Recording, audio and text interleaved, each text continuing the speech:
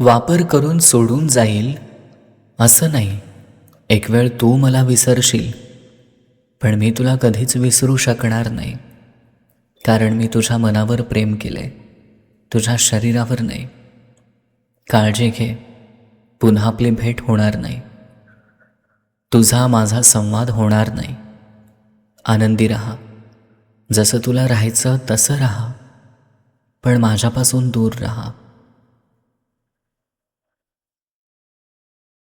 मन म्हणतंय तीच व्यक्ती पाहिजे, आणि नशीब म्हणतंय नशिबात नाही आहे ती सोडून दे.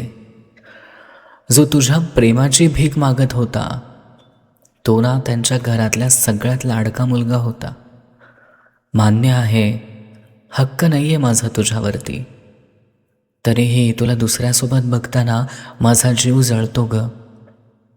तिचे डोळे, तिचे केस, तिचे ओठ, तिचे गाल, हा सगळा नंतरचा विषय आहे. आधी मला तिच्या नावावर सुद्धा प्रेम आहे. हा मुद्दा मात्र खरा आहे.